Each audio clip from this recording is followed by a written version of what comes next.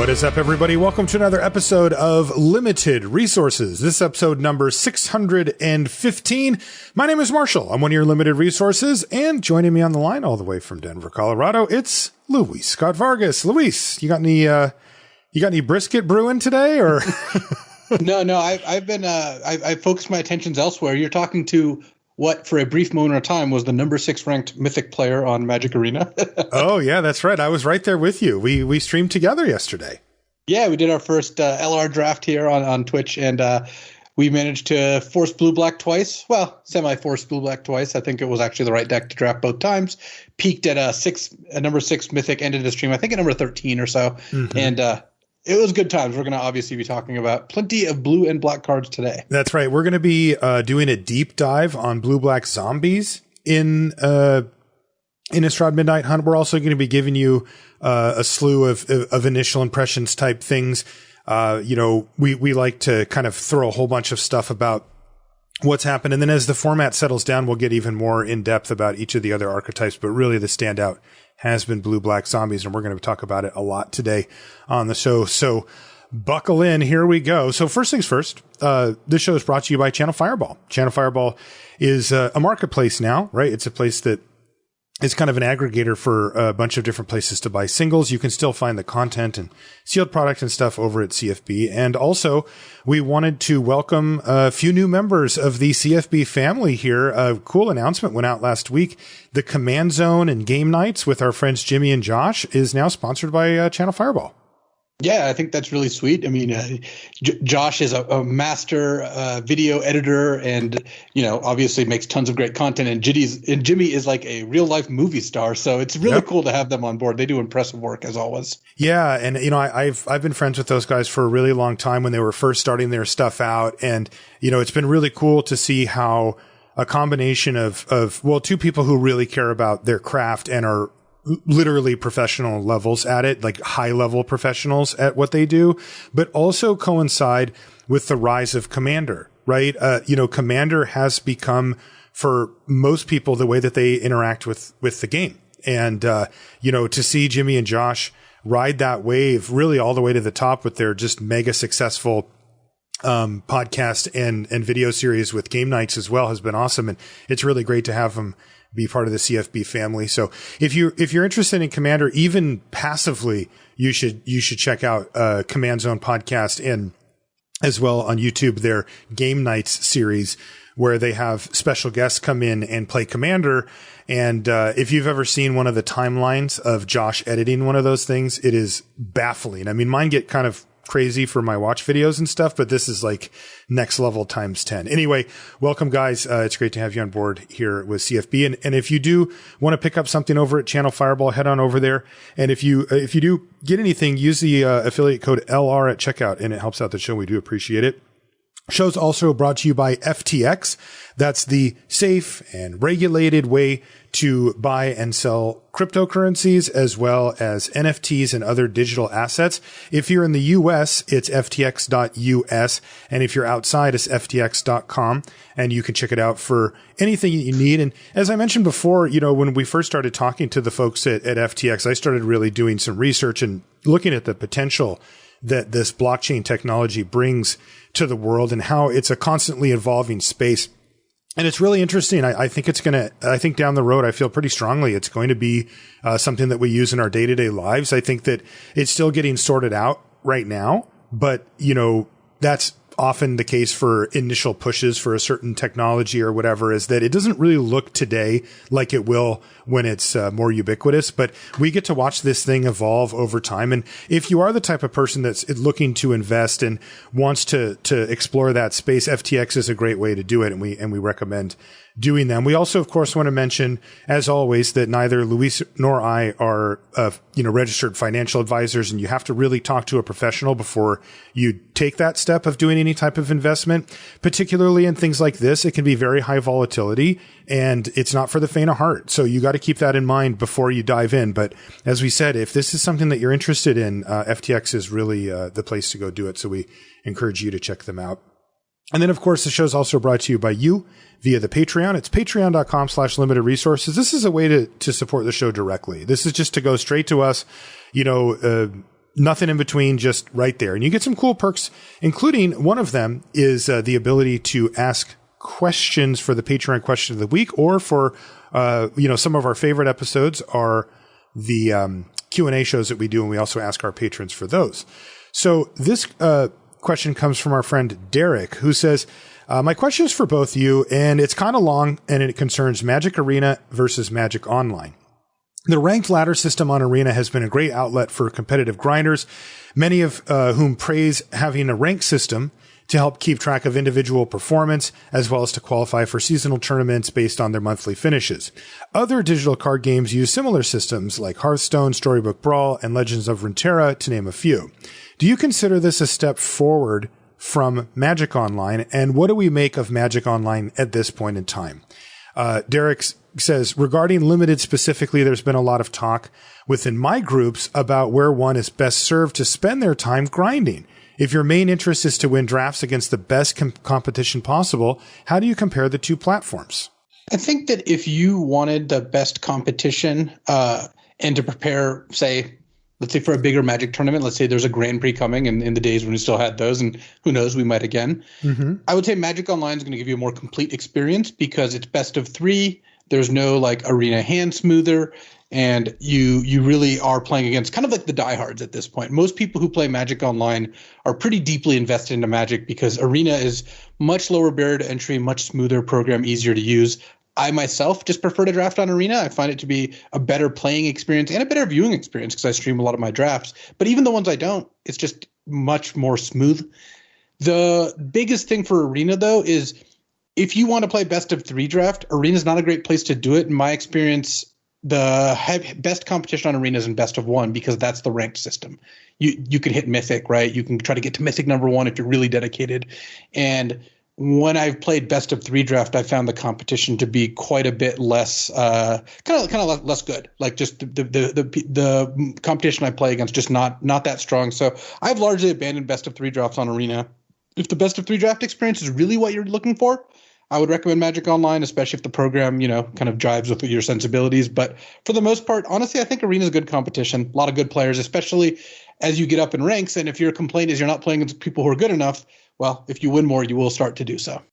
Yeah, that's how I feel too, in that it's ranked. Like that's the difference, right? If you play on Magic Online, you're not playing against people. You're just getting randomly paired. So the only filter for that is that somebody is still willing to go onto Magic Online over Arena, which might make them a more, hardcore player or something like that.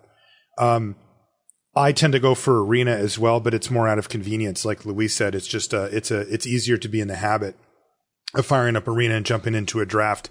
And I like that. I also do like, going for Mythic. I think that's kind of a fun, sub goal to get, to try to get as well.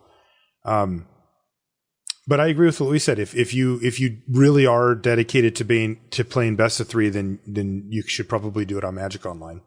I don't see any issue with that at all. Okay, let's do some cracker packs here, Luis. As usual, we'll do a couple. Early in the format, we like to do a few because they can really spark discussion and get us, let us kind of, express how we feel about given cards and extrapolate from there. So, first, Innistrad Midnight Hunt Cracker Pack. Our first comment out is Gale Drifter. This is the 3 and a blue 3/2 flyer with Disturb for 4 and a blue, and it becomes a 2/2 flyer. I really don't like Gale Drifter. I'm down on Gale Drifter. Every time I put this card in my deck, it's begrudging. This card, honestly, it plays like a D. Like it's just a card, not a card I want in my deck. It is a D, which is insane because it really says a lot about the format that, already a perfectly fine playable at 4 mana 3/2 flying, and then it has this like decent upside is just like not really where you want to be. Tapping at the window, also not really where you want to be. 1 and a green for a sorcery. You look at the top 3 cards of your library. You can reveal a creature card from them and put them in your hand. The rest go in your graveyard, and then you can flash it back for 2 and a green. If this hit lands, it were a completely different ball game. As is, I've just had too many people cast this against me and miss. And even when you hit, this isn't the fastest format in the world, but it's not a format where you want to spend too much time casting spells that don't affect the board. And the combination of missing plus not affecting the board makes tapping at the window not the place I would look for card advantage. Yeah, there's a version of Innistrad where this is the type of card that you want, right? Dumping cards into the graveyard while also, kind of replacing itself and then having the flashback. But at least thus far, that hasn't been where I've wanted to be. Next is Thraben Exorcism. That's the 1 and a white instant. It's common. It says exile target spirit, creature with disturb, or enchantment. Straight up sideboard card. There's just not enough reasons to play this in your main deck. In other words, it's an F because we've both been playing best of one quite a bit. Moonrager's Slash. Here's a good one. So this is the 2 and a red instant, does 3 damage to anything, and it costs 2 less if it's night. Clearly a great card. Best red common. And you can put it in any deck. You don't have to be playing werewolves or day-night stuff. You can also, even in a deck without day or night, kind of free roll in your opponent's making it night sometimes. Yeah. And we're going to talk about the removal a little bit later in the episode, but when it comes to red, this is certainly the top tier.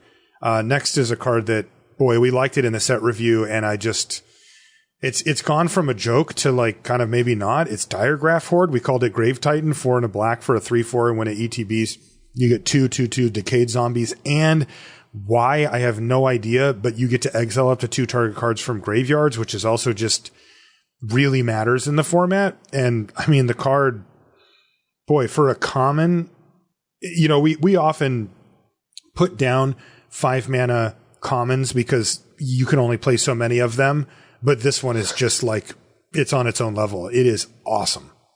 I would take this over Moonrager Slash, and I do not believe it is close. There you go. This card's amazing.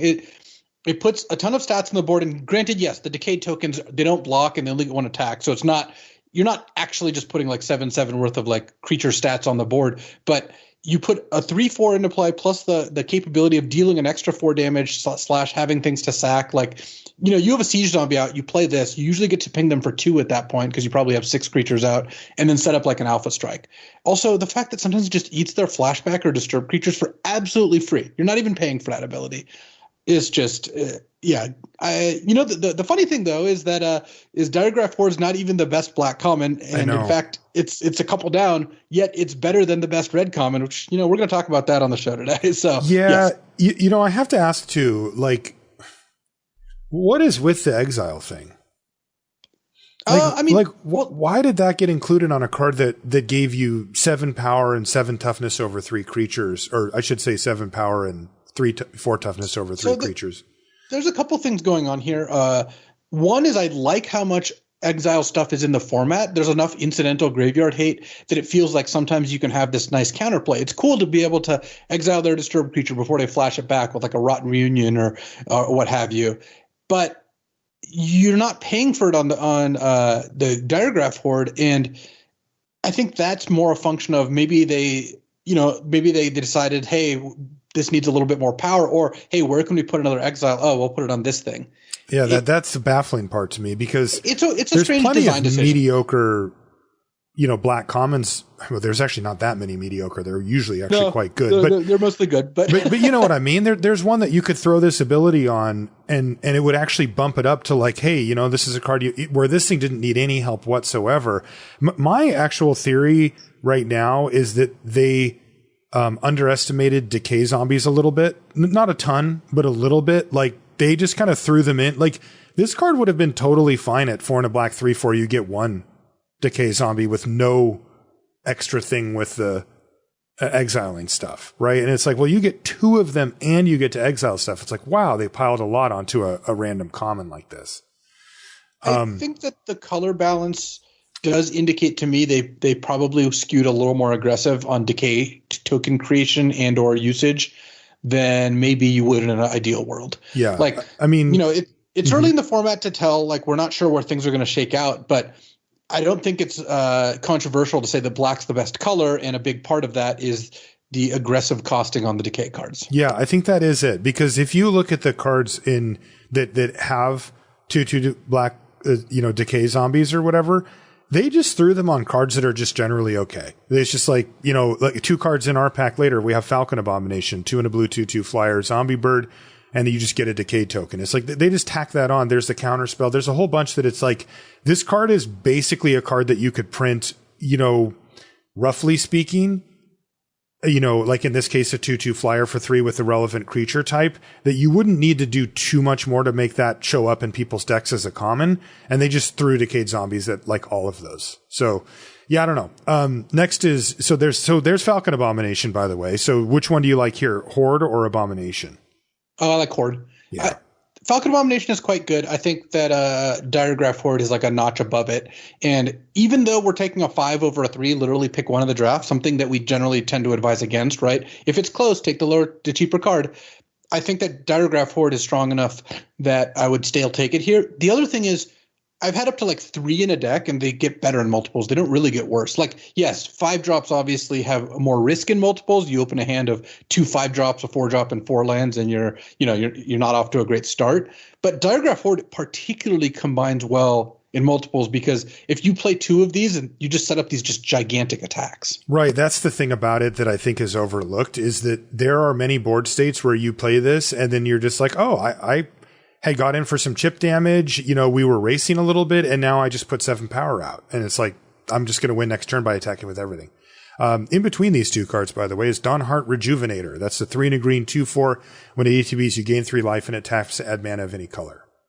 Yeah, not quite as good as either of those things. I don't like this card very much. It's just the green decks basically don't want to pay 4 to ramp that much. Most ramp decks are going to want to get started a little sooner than that. It's okay in something like a blue-green with a splash sort of deck, but you just don't have to take this card early. Like, you will get access to usually more than the number that you want. That's right. And it is good in blue-green, by the way. Like 4 toughness, 3 life, stabilizes you, and usually you have enough with flashback to actually make use of the mana, because you want to spend 7 or sometimes 8 mana. So there you go. Next is Gavany Trapper. That's the white 0/2, and you can pay 2 mana and tap it to tap a creature. We noticed this during the set review, and it's definitely come up. The 0 power is quite relevant for Coven, which is a little tricky to get sometimes. Yeah, and the Gavany Trapper is a really good way to push aggro through, where you play a Trapper. It doesn't do much for the first couple of turns, right? Because you're just curving out. But then as soon as you've got your board established, it becomes one of the better creatures on the board, because it locks down their best thing. And with tappers, you can always do the trick of end of turn, tap your thing, untap, tap another thing, set up a big attack. And that ideally, if it doesn't kill them, knocks them low enough that they can't attack you back, and then you just wait 2 turns and do it again. Yeah. It's a good card. This is a good pack, though. Like, we've got Diregraph Horde, Falcon Abomination, and Moon Ranger / all above it here. So Trapper's going to have to sit on the bench for now. Falcon Wrath Perforator is 1 in a red, 2/1. Whenever it attacks, it does damage to the defending player.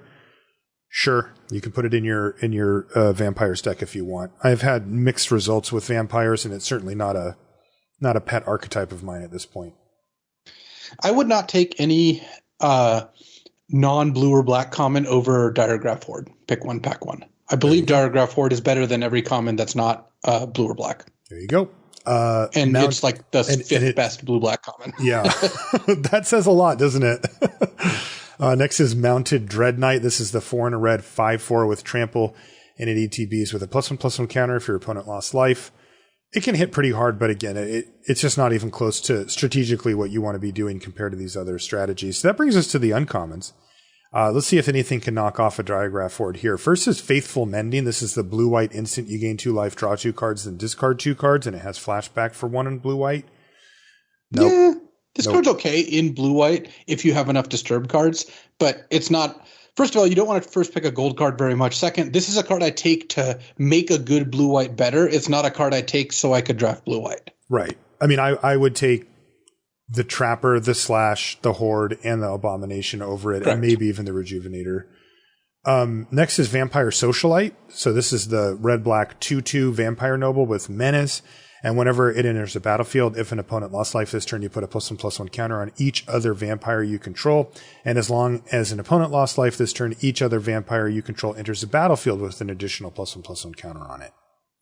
I am not really a believer in red-black, especially the vampire aggro version. So I wouldn't be interested in taking this. And even if I did think that deck was decent, it would be inadvisable to start with a red-black card instead of just like one of the good monocolor cards. There's good red, black, blue, and white monocolor cards in the set, all of which I like more than the one of these gold cards. Yeah, good example here would just be like Moonrager / over Vampire Socialite. Right. Which is probably even better even in Red-Black Vampire specifically. Yeah, definitely. So, and then our last uncommon is Grizzly Ghoul. This is the 2 green/black 4/3 trampler that ETBs with +1/+1 counter on it for each creature that died this turn. I actually think this is solid in black-green because pretty easy to make this a 4-mana 5/4 trample and sometimes even better.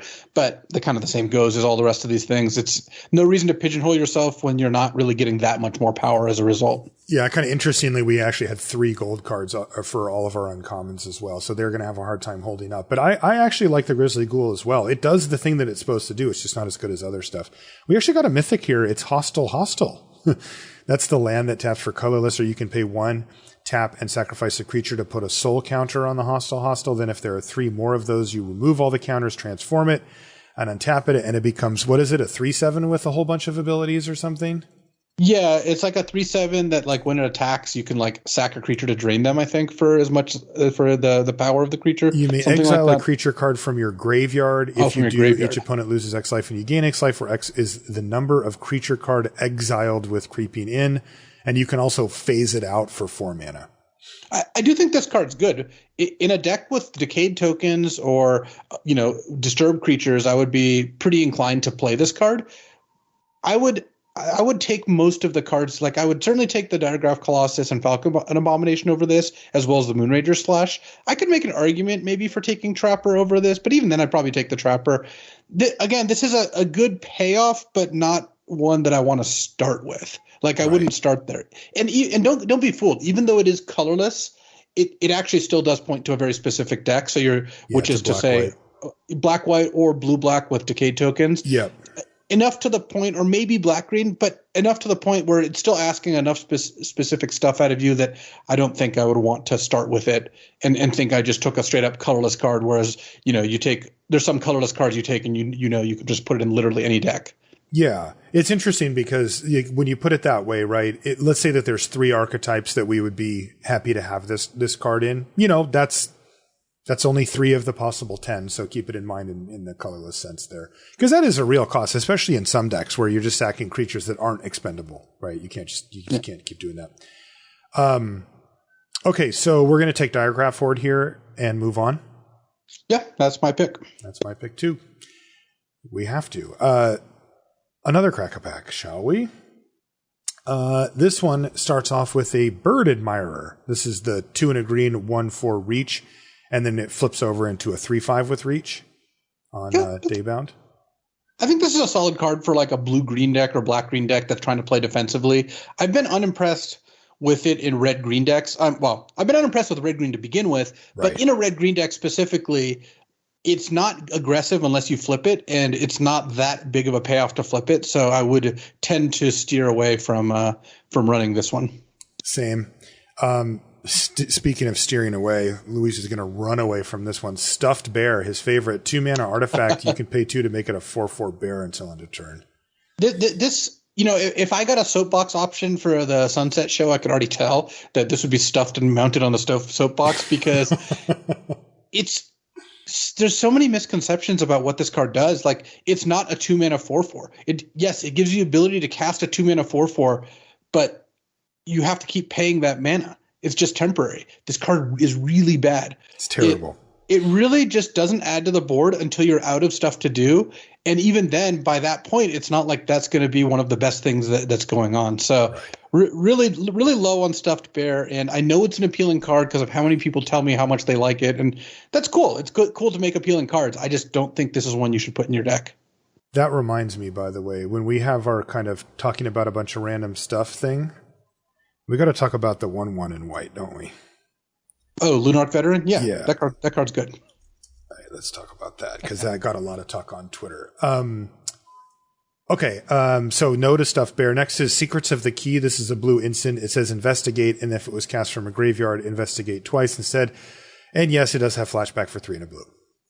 So I don't think Secrets of the Key is terrible insofar as like if you spend enough mana, it's 11 mana, you draw 3 cards, but you get to break it off into really easily digestible chunks, So you're able to spend 1 mana when it's convenient. It's also an instant, right? Spend 4 mana when it's convenient, crack a clue when you can. the thing is, I haven't found my blue decks need to kind of stoop this low for card advantage. There's a lot of ways to get extra cards, and this is not one that I generally recommend. The only time I really liked it is I had a blue-green self-mill deck that had a lot of mana production and like multiple eccentric farmers. And then Secret of the Key was actually kind of great there because every now and then I would just mill it and then flash it back, and it was just like a free draw 2 from the graveyard. Yeah. Yeah, but the fact that like I never played one of these in my blue-black decks ever. I've never put it in. So that's probably not a great sign for it. Raise the Effigy, red. Instant, choose one, destroy an artifact or target attacking creature gets +2/+2 until end of turn. No, let's lower the Effigy. I actually know it's not raise as in that, but yes. Not a card I would advise putting in your deck unless you're very aggressive, and even then, this card is a little underwhelming. So far, we're on no cards that I would pick yet. That's right. Ardent Elementalist. This is the 3 and a red 2/1 that ETBs and gets you back a sorcery instant from your yard. Yeah, this card does stuff. This one has 2 homes, which I found it to be pretty good in. Red blue, where it's obviously kind of at its best with interaction and removal and card draw, just like red blue stuff. Spells matters their theme. And then red black. I've had it be pretty good in some red black decks where, first of all, you can get back, again, black has tons of good removal, but the other is Crawl from the Cellar, the Raise Dead that gets you a +1/+1 counter and has flashback. Oh, that's cute. That's a loop, and you raise dead this, then you cast this and get back the raise dead, so your opponent now stops attacking on the ground, and then usually have time to kind of get your other stuff going too. That's pretty cool. Yeah, I've used it in those same 2 use cases, although without the raise dead thing. Harvesttide Sentry is 1 and a green 3/1 with Coven. It can't be blocked by creatures with power 2 or less. It's a playable curb filler. I did get like completely annihilated by this into the 3 mana 0/4 that makes a 1/1. They just had Coven on turn 3 and attack past my 2/2. And so the card definitely has applications in the aggressive green decks, which, like a blue-green tempo deck or a green-white humans deck, sometimes red-green werewolves. So playable card. I would currently take the Elementalist though. All right. What about Novice Occultist? 1 and a black 1/2. When it dies, you draw a card and lose a life. Look, I'm not this far down the rabbit hole of blue-black that I would take the Occultist here. I think this is a playable card in some blue-black decks, not even all of them. If you have enough Ecstatic Awakeners or sack cards, but yeah, it's kind of like a replacement level card more than anything else. Got really good news for you, Luis. Oh yeah, you're gonna be so happy. Or do we get an Organ Hoarder? There's an Organ Hoarder in this pack, buddy. I can just absolve you of any other choices further because our next card out is Organ Hoarder. Yep. 3 and a blue for a 3/2 zombie. When ETBs, look at the top 3 cards, put 1 in your hand and the rest in your graveyard. So it gives you, first of all, card advantage. It's 2 for 1. Card selection, you get the best of 3. And then it also even dumps them in the graveyard so you can like dump a flashback or disturb card. This is the best common. Just not even best blue common, just best common.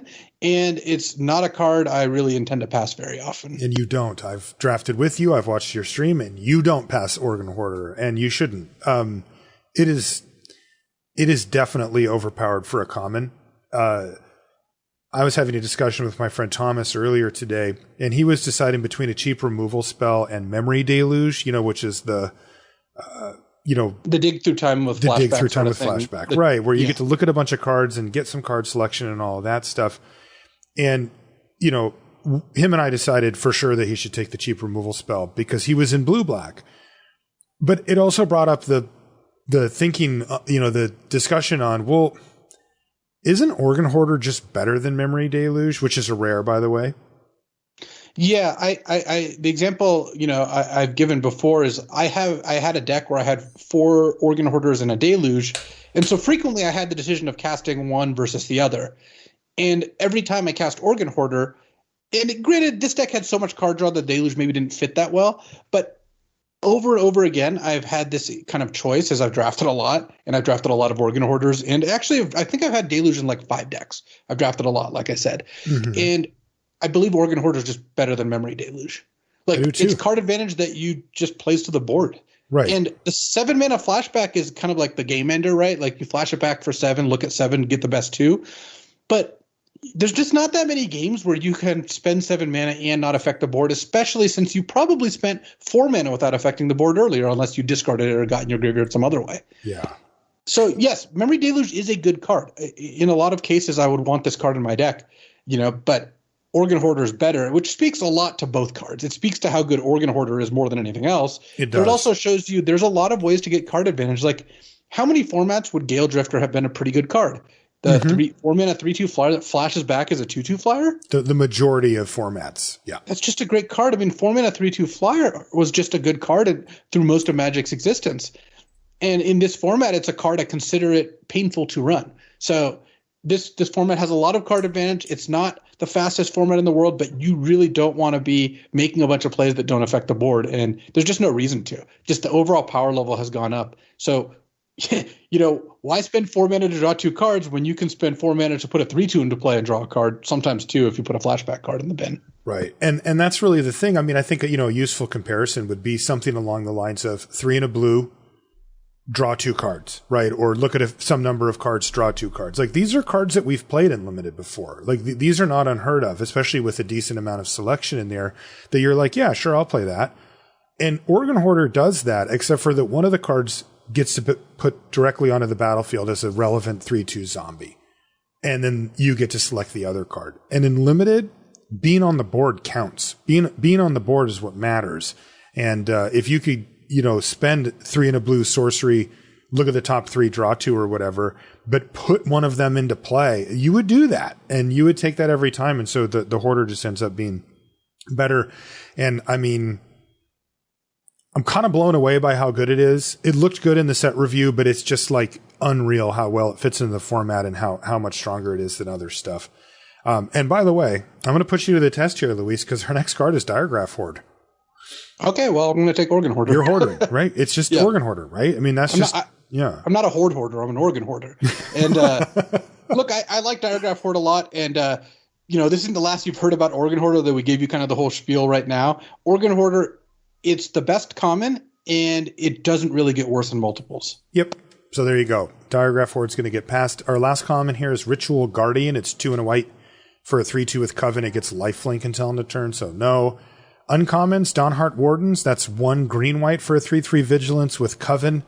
Each of your creatures get +1/+0 until end of turn. Yeah, this is a fine card if you're already green-white. I've definitely, had games where this card put a lot of pressure on, but it's not as good as Organ Hoarder, and it's in multiple colors. Ghoulish Procession, 1 and a black for an enchantment. It's uncommon. Whenever one or more non-token creatures dies, you get a 2/2 black zombie token with Decayed once each turn. I am not. You're off of this card, right? I believe it is a card that has some applications in very specific decks or scenarios where it could be very powerful. Like, this could be 1 and a black, make 5 zombies, right? It's not inconceivable that happens. Yeah. But I think that there's so many ways to get the basically higher, like lower ceiling, higher floor payoff that this offers. And so what I mean by that is, imagine this versus Bait Hook Angler. That's 1 and a blue for a 2/1 that has Disturb, make a 1/2, right? For 2 mana. Mm-hmm. Well, in both cases, you're playing these cards because of their utility with sacrifice cards, right? You want to sacrifice token or non-tokens to make decay tokens to then sacrifice decay tokens, or you want to sacrifice Bait Hook Angler. Well, Bait Hook Angler always gives you what it offers. All you have to do is cast it. You get 2 creatures to sack. Mm-hmm. Ghoulish Procession requires you to sack 2 real creatures to get those 2 tokens. Mm-hmm. Or I guess you could just sack 1 creature, get a token, sack that token, you get the 2 sacks. But how many creatures do you need to have die before Ghoulish Procession is better than Bait Hook Angler? Because note that Bait Hook Angler on turn 2 blocks their 2/2. Right. That's the difference, right? Is that this requires setup cost, and Bait Hook Angler, for example, gives you 2 actual creatures, where this gives you 1. Yeah. But with the upside of being 10. I mean, it can give you a lot, but. Totally. But also, Bait Hook Angler gives you real creatures. This never gives you a creature that can block. So right. I'm not saying that Ghoulish Procession has no homes, but I would tend to not take this card unless I was pretty deep into like white-black sack. That's the place where I really think this card is good with like your disturbed creatures like Lunar Veteran. You've got Flesh Taker. You've got cards that really can make use of this. I had a blue-black deck where I had the choice of the Ghoulish Procession or Hobbling Zombie. Took Hobbling Zombie. And every time I drew Hobbling Zombie, it was better than Ghoulish Possession by a pretty substantial margin. Yeah. So that's my experience with the card. I could see it, having the high points, but this is kind of going back to the memory deluge thing. There's so many good ways to do this thing in this format that really don't entail much risk. I just don't really feel like you need most of the time to take the risky maneuver I don't think you need to take the high payoff, high risk line when there's all these like pretty high payoff, low risk lines. Right. They just, again, we talked about it, but they just tack on the zombies onto so many different playable spells anyway that it's very rare that I feel like I need more of them.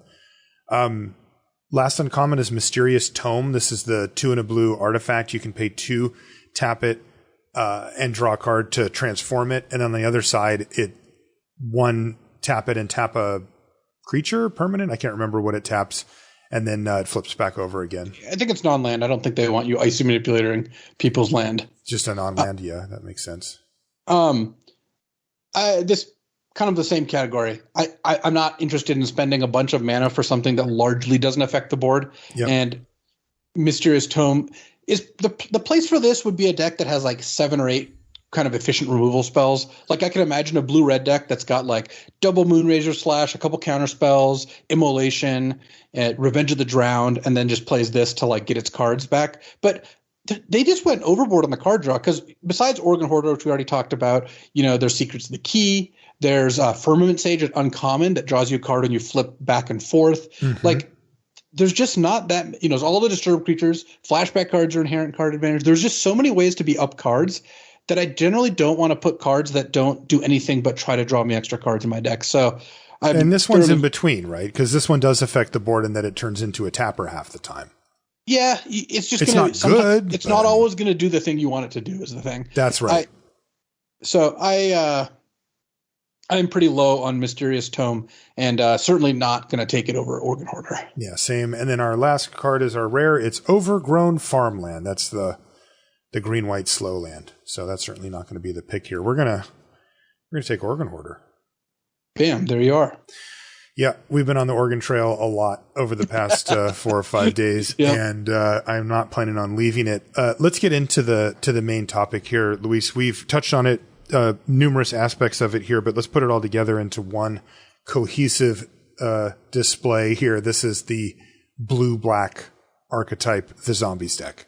Yeah, and this is actually a deep dive, which you might think is odd, given that the set has been out for, 5 days. Mm-hmm.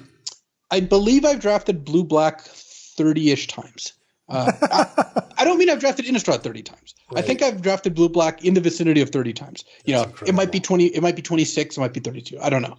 But I just had a stretch where I forced it 20 drafts in a row. Mm-hmm. And at first it wasn't that I was just like, haha, I'm going to force blue-black. Eventually turned into like, I'm first picking, No Way Out, the Mind Rot, over good white commons or whatever. Just because I was like, I'm just curious what happens if I do this. And mm-hmm. the answer is you win a lot. And that's partly, it's a new set, it's on Arena, not everyone's like clued into exactly all that's going on, et cetera, et cetera. But I got to the point where that's all I was drafting. And, at the very least, it's given me a very good understanding of the archetype. So I want to kind of go through the ins and outs to give you the tools for what I think is definitely one of the top 2 archetypes. And I think the overall consistent best, because blue-white there's an argument for as well. But I think blue-black is just going to turn out good so often. So okay. Blue-black, the game plan here, like the kind of the one-liner is that you make decayed tokens and use them to gain board advantage and card advantage. Like that's the kind of the short answer, which because blue-black has decayed as the theme and zombies, and a lot of what you're doing is kind of utilizing those cards for an advantage.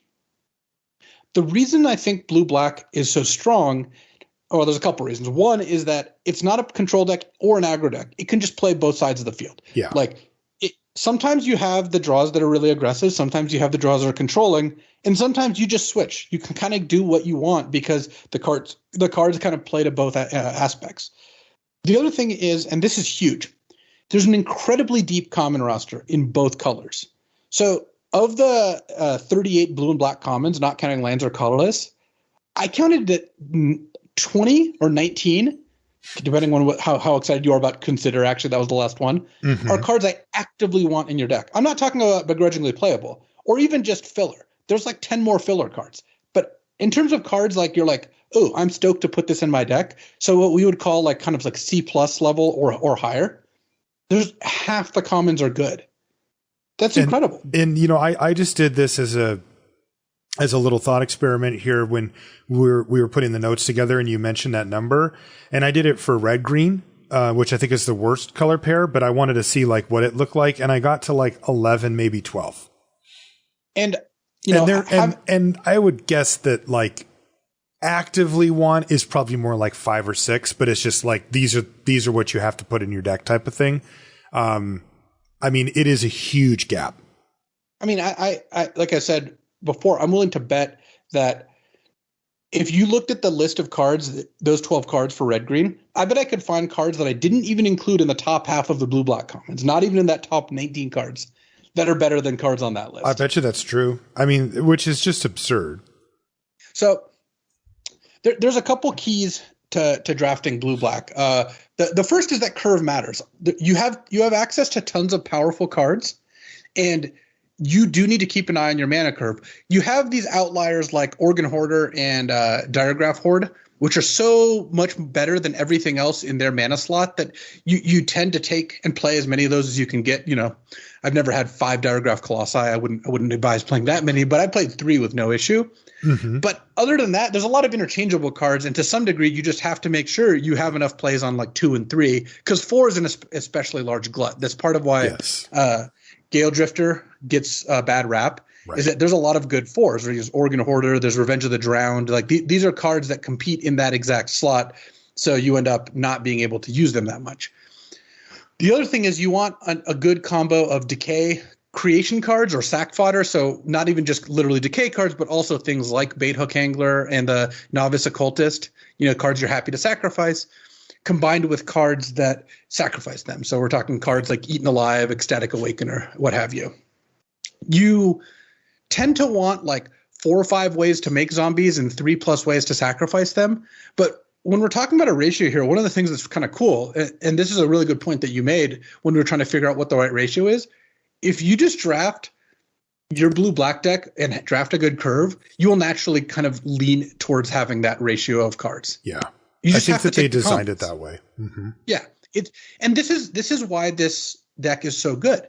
It's because it's a highly synergistic deck that has the support. Like they're not lacking in support. In fact, there's an overabundance of support. The theme always works. Yes. This isn't like, you know how like red black sack, right? Great deck in AFR, the best deck, all that. How many times did you draft that deck in AFR and not have what you would call a sack deck? Right, because there was like probably half. I mean, it was a lot.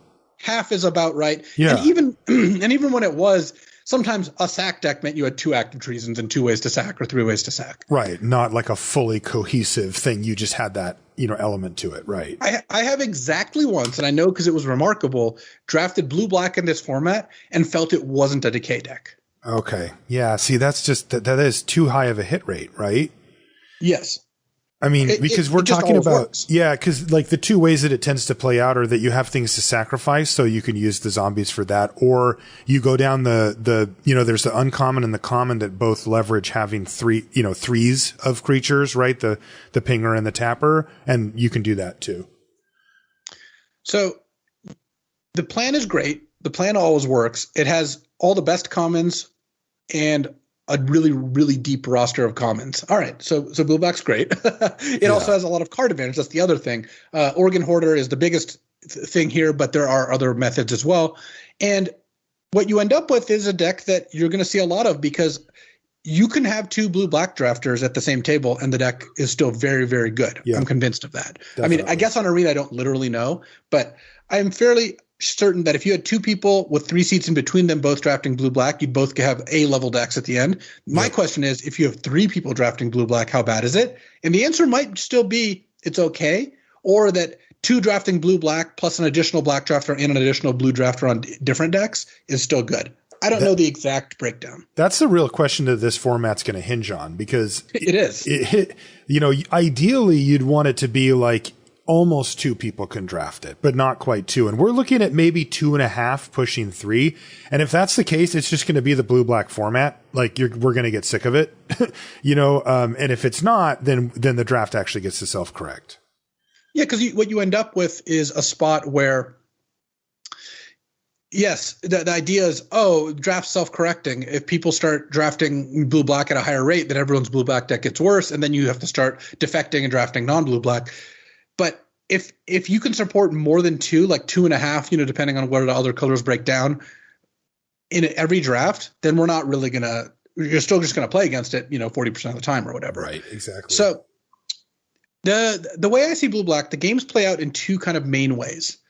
One is the tempo draw, where you have early Ecstatic Awakener, Falcon Abomination, ideally with a 2-drop to flip Awakener on turn 3, and then you establish a board presence and cast like Flip the Switch, the counterspell that makes a 2/2 zombie, and then you finish them off by either using removal to get stuff out of the way, or you just play a Diregraph Horde or have like a Siege Zombie. When your opponent's at 10 and you have a Siege Zombie of 6 creatures, you go end of turn, ping you twice, maybe next turn ping you twice, then attack with everything. They usually just die.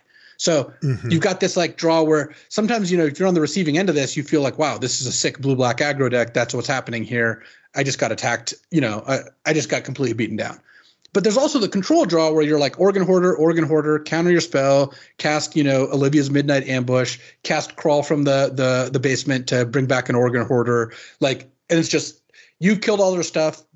It's turn 7, your opponent has no cards in hand, and you have 5 cards in your hand. Right. I think that was a pattern that popped up a lot when you and I were streaming, was there's kind of like 2 boxers jabbing at each other, maybe a little swing here or there. And then when you went for the knockout punch, it was like 2 or 3 spells in one turn, and it was just over. Like their board disappeared and you had a stranglehold with cards left over in hand. And it was like, wow, like this game went from players kind of feeling each other out to just an avalanche. Yeah. And part of that is that blue-black has access to like Eaten Alive, right? That's the 1 mana / 5 mana removal spell that you can sack a creature to cast. Mm-hmm. And that leads to like incredibly efficient turns. Olivia's Midnight Ambush, especially when it's night, 2 mana to kill any creature. You end up in a spot where you can just get all their stuff off the board in a real quick like flurry of spells. And again, here's why this deck is so strong. These 2 draws aren't 2 separate forks in the road where you're like, I'm going to be the blue-black tempo deck or the blue-black control deck. The same deck is capable of both draws. And more importantly, the same deck can just switch from one draw to the other, where maybe you started out with Ecstatic Awakener into Bait Hook Angler, turn 3 sack the Angler, attack you with a 4/4, but then your opponent stabilized. Okay, then it's time to cast some Organ Hoarders. Yep. Or maybe you started by going like, kill your thing, play a Falcon Abomination, play an Organ Hoarder, trade off, use Crawl, do it again. But then I played Diregraph Colossus, Siege Zombie, passed the turn, pinged you twice, untapped, played 2 removal spells, attacked you with everything. Right. And that happens a lot too, where you get some number of 2/2 Decayed Zombies that are kind of sitting around not doing anything. And you're getting in with like, maybe you have the 2/2 flyer, you've put a +1/+1 counter on it from the Raised Dead or whatever, and you've hit them 2 or 3 times, and they think you're racing or they're chipping away at your life total with a big creature or something, and then you're just like attack with everything, and they're like, oh crap, right? Like all these Decayed Zombies I had discounted them, and now all of a sudden I'm dead, right? And that's another reason why Diregraph Horde is so great, because it enables those type of alpha strikes too. Also, sometimes you just have the games where you've never even really attacked them. You play a Diregraph Horde, you block their creature. Next turn, you cast Crawl, get back Diregraph Horde, play it. And then all of a sudden, they're like, wow, if I attack, you could attack me back for lethal. Yeah, it's crazy how much you can do just with a little bit. And you mentioned the pinger that you're going to talk about too, but that guy, chews up your life total quicker than it looks too. Yeah. All right. So let's talk about commons, because I see 4 tiers of commons here, and it's kind of important to know where they fall. So the best commons, and this is in order though, as always, order doesn't matter past the first couple picks in general, because you just start having a curve. You start having different needs, synergies, and all that. But right. Organ Hoarder is number 1. And that's the one where the order doesn't change that much. Like, if I had 3 Organ Hoarders, I would probably take Eaten Alive or Olivia's Midnight Ambush over the 4th. But I'm going to take the first like 2 or 3 without really worrying too much. So Organ Hoarder, clear number 1. Then I have the 2 removal spells, Olivia's Midnight Ambush and Eaten Alive. They're pretty close. Eaten Alive, I think, is generally more powerful because you almost always have something to sack. So it's basically Swords to Plowshares at sorcery speed. It's 1 mana exile. It gets rid of a disturbed creature. Yeah. Gets rid of any size of creature. And side note here, the fact that Olivia's Midnight Ambush and Silver Bolt actually both cut werewolves down to size, I find it to actually be pretty insulting. Like, this is Innistrad Midnight Hunt. This isn't Innistrad Rise of the Dead. This is the werewolf set, right? Save that. I have that as a later thing, so we can go into that a little more. Oh, yeah, I was trying to steal your thunder. No, that's fine. It's just I don't want to distract from the best commons, but we will talk about it. And I also find it bizarre. Okay, well, in any case, Organ Horde had the 2 removal spells, and then 2 zombies, Siege Zombie and Diregraph Horde. I think Diregraph Horde is probably a little worse than Siege Zombie early because 2 drops over 5 drops, and Siege Zombie's unbelievable. The 2-mana 2/2 tap 3 zombies to ping them for 1. At what life total do you feel you have to be at to be comfortable with them having a Siege Zombie in play? Over 15, I guess. Right. When you're at like it's 11, really high. When you're at 11, you're starting to be like, that could be a problem. When you're at like 9, you're like, I'm in trouble. And when you're at like 6, you're like, I'm dead. Like nothing I can. Right. And it also, the play pattern ends up being like they ping you. And again, the threat of the decayed zombies as attackers starts to get higher and higher and higher the more that they ping you. Yeah. The other thing about Siege Zombie, Diregraph Horde, Organ Horde, all these creatures, Crawl from the Basement is a card that I find to be pretty important. And it means that you just have effectively multiple copies where you're like, play a Siege Zombie and your opponent's like sweating bullets, but then they're like, I top decked my Moonrager Slash. You're like, okay, I'll get it back. And they're like, I'm dead. I can't beat 1 Siege Zombie. 1 Crawl plus a Siege Zombie is the equivalent to 3 Siege Zombies. Right. Like you have to kill it 3 times. Right. So those top 5 commons it's hard to justify taking commons of the next tiers over these in general. Like these commons are just head and shoulders above everything else. Or in some cases, head, shoulders, and spleen above everything else. The good commons, and when I say good, I'm talking really good. Like these are cards I'm happy to have in my deck. Like Revenge of the Drowned, the 3 and a blue, bounce a creature to the top or bottom, plus make a zombie. Falcon Abomination, so that's the 2/2 flyer for 3 that makes a zombie. In both cases, you're putting something on the board, like an actual game piece of either a 2/2 flyer or removing their thing at no card disadvantage loss because it's top or bottom, and making a decay token, which gives you sacrifice fodder for free. You were just not overpaying for any of these things. Both these cards really, really good. Defenestrate as the instant that kills a non-flyer. Again, were werewolves busted in testing or something? Like this is another card that just kind of picks on werewolves. Yeah, good point. I'll put that on the list. Yep. There's 4 commons in black, or 3 commons in black plus Silver Bolt that unconditionally kill big non-flyers. like that are werewolves. And then Ecstatic Awakener, and this is a really interesting one. This is 1 mana for a 1/1, 1 black for a 1/1, and you can pay 2 and a black and sack another creature to draw a card and flip it into a 4/4. And this is one of the cards that actually changes your pick order the most. Because, yes, you should generally have a lot of 2-drops. That's just a key to success in Limited these days. But Ecstatic Awakener, the curve of turn 1 Awakener, turn 2 value 2-drop, turn 3 flip is just such a strong start. You're not down on cards, and you get a 4/4 attacking on turn 3. Yes. So when I have multiple Ecstatic Awakeners, which I usually do because I prioritize the card pretty heavily. How many did we draft? 5? We had 5 in our deck. We actually underperformed in terms of how often we did this curve. But yes. When you have multiple Ecstatic Awakeners, what you're really looking to pair them with are the Bait Hook Angler. That's the best one, actually. Yeah. I really like Bait Hook Angler. Novice Occultist, Startle, the instant that gives -2/-0, make a zombie, draw a card. You have uncommons like Vengeful Strangler. And in the 5 Awakener deck, we actually even played Rotten Reunion, the flashback, make a 2/2 for 1 mana. And you're just really, really emphasizing wanting to have that 1, 2, 3 hit there. Yeah, I think one way to frame what we're seeing here is, this is a good example of it, is if you take a card like Ecstatic Awakener, you could look at it and say, oh, there's something here. This is pretty good. But what if I told you you effectively always had an expendable creature? Then a card like Ecstatic Awakener goes up, right? It's just a lot better if I guaranteed you a 2/2 zombie or anything to sacrifice to it. And in this format and in this archetype, you kind of do. Yeah, it's so easy. And even late game, you're really happy to draw this late game. It's not just about the nut draw. Totally. frequently you go turn 3 Falcon Abomination, turn 4 Awakener, plus flip it off the zombie. Or you just draw it on turn 9 and you're like, cool, a 4/4 cantrip. A 4-mana 4/4 draw card. Right, for my worst creature, or a zombie. Usually a Decayed token. Yep. Another card which is going to be one of the biggest gainers from what it looked like in the set review is Flip the Switch. This is 2 to blue, counter target spell unless they pay 4, make a Decay token. Yep. And there's a lot that goes into this. And this is, I'm not making excuses because look, I have no shame about getting cards wrong in set reviews. This happens all the time. That's just nature of the beast. But part of the reason we would get something like Flip the Switch or underestimate it by as much as we did is a lot of different things have to come together for it to be as good as it is. Yes. And here are the factors. The first is that the Decayed tokens in blue black are worth a solid like half card. It's pretty easy to get to about that level. Maybe a little less still, but like that's still a lot on a 3-mana counter. The other is that this format gives you a lot of ways to use your mana at instant speed. A classic interaction that I have in this deck is you have Ecstatic Awakener in play. You pass the turn with 3 mana up. If they don't play anything, you just flip the Awakener. If they do play something, you play your counterspell.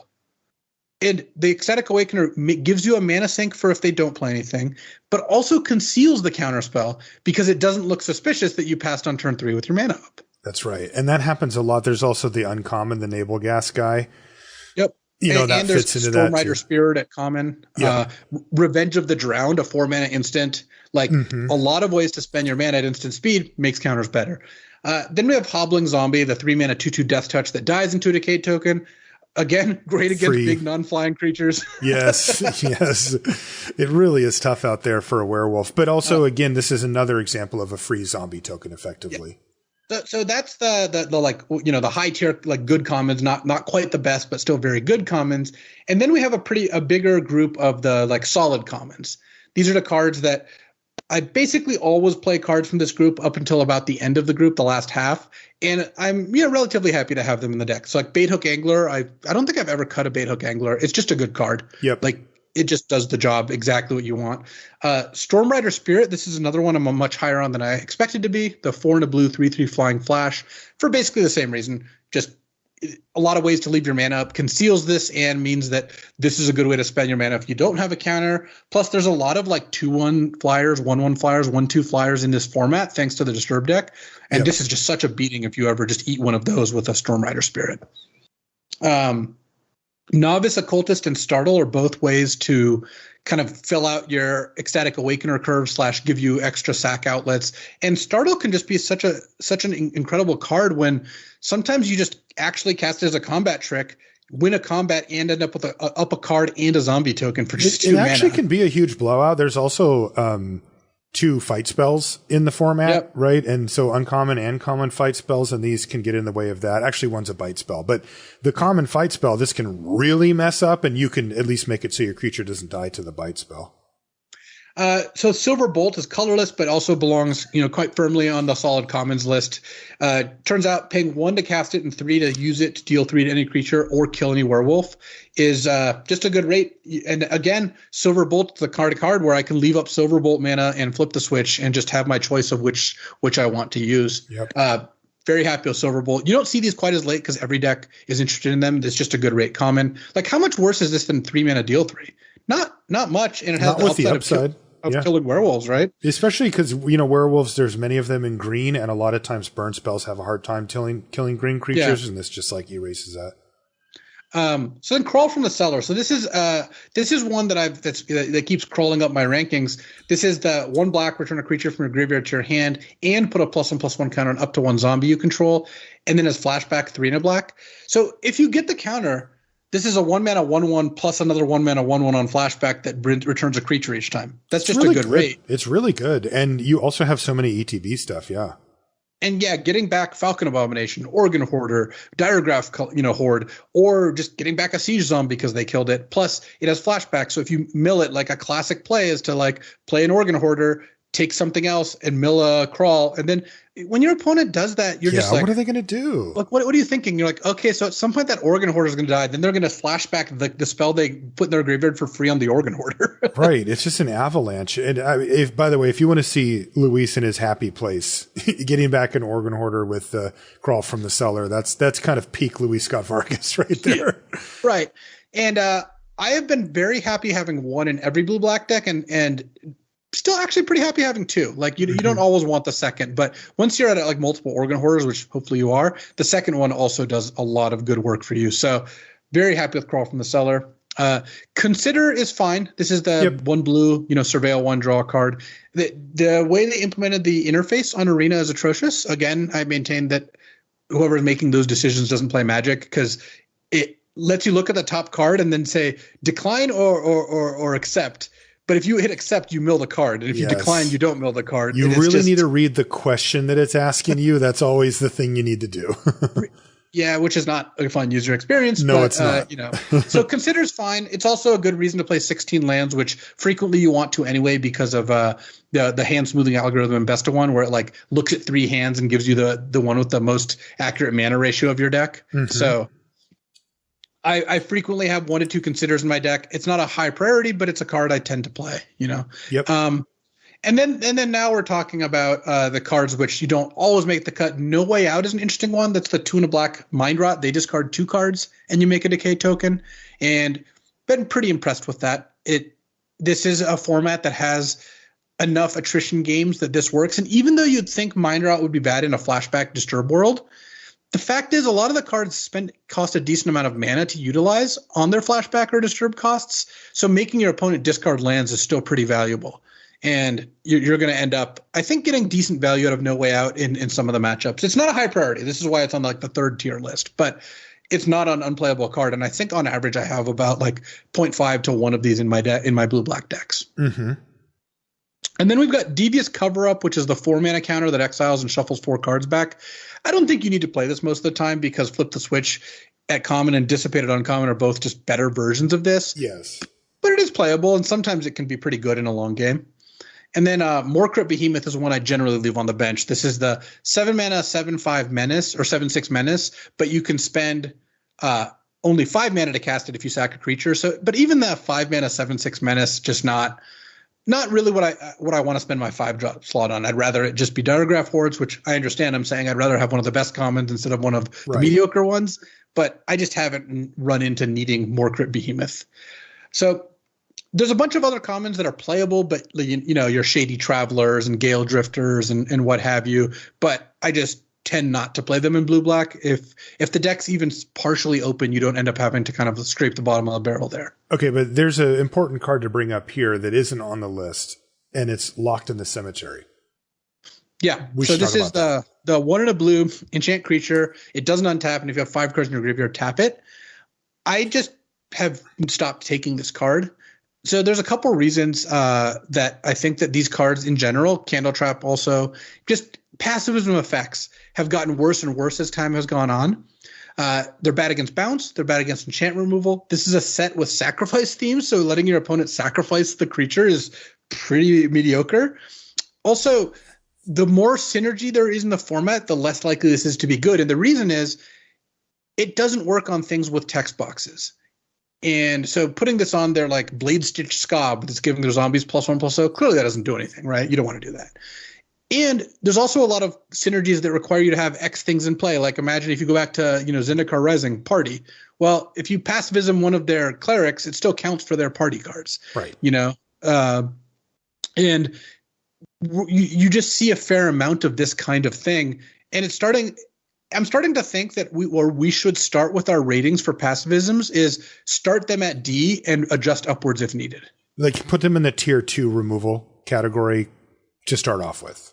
Yeah, they're just not good. It's really tough because the games when they do the thing that they're supposed to do and they get uninterrupted, they look great. I mean, it's 2 mana, take out a creature, right? And sometimes it's even better than that because there are benefits to having some of these on the battlefield because some creatures have disturb and whatnot, and you can kind of blank that. So you can really get kind of caught up into like, hey, I spent 2 mana and I took out a thing. That was great, right? But the times when it doesn't go well for you, it's a bit of a disaster. It really, they play Ecstatic Awakener after you play this on a creature, and you're just like, wow, I'm going to have a hard time winning this game now. Like, they get to get value off of the card that I did, and they're going to upgrade their guy.